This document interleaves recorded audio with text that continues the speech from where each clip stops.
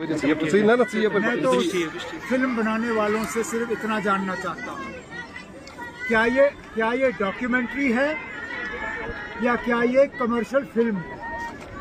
अगर ये डॉक्यूमेंट्री है तो फिर हम मान के चलेंगे कि इसमें जो आपने दिखाया सही दिखाया, लेकिन फिल्म बनाने वाले भी कहते हैं कि it is based on reality but it is not a documentary.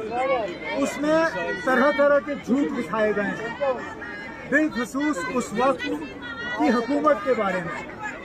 हकीकत ये है कि जब ये वाक़ये हुए, जब कश्मीरी पंडित यहाँ से निकल गए, उस वक्त फारूक अब्दुल्ला वजीर आला नहीं था, उस वक्त गवर्नर राज था, जगमोहन साहब गवर्नर थे, वीपी सिंह साहब की हुकूमत थी। और वीपी सिंह की हुकूमत के पीछे कौन खड़ा था?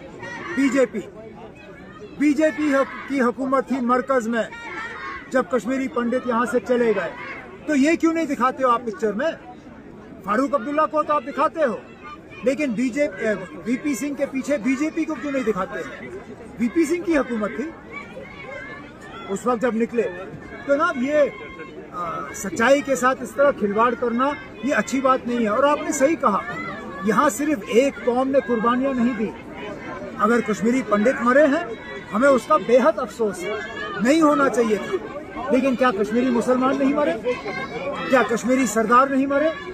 अगर यहाँ लोग घर से निकल गए, बेघर हुए, तो उसमें सब मजहब के लोग शामिल हैं। मुसलमानों ने भी अपनी मकानें छोड़ के, कश्मीर छोड़ के, कुछ तो अभी तक वापस नहीं आए। हमारे सिख भाई बहन वो भी छोड़ के गए, हमारे कश्मीरी पंडित भाई बहन भी छोड़ के गए। हमें इस बात का अफसोस है और हम कहते हैं ना, माहौल ऐसा बनना चाहिए कि ये वापस आए।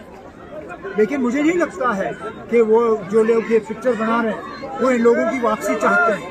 शायद इस पिक्चर से वो चाहते हैं कि ये लोग हमेशा के लिए बाहर रहें। लेकिन हमारी जब तक नेशनल कॉन्फ्रेंस है, हम उस शेर कश्मीर के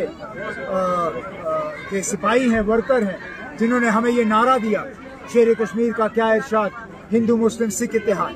हम उस बात पे कायम हैं और उस जम्मू कश्मीर को हम दोबारा कायम देखना चाहते हैं।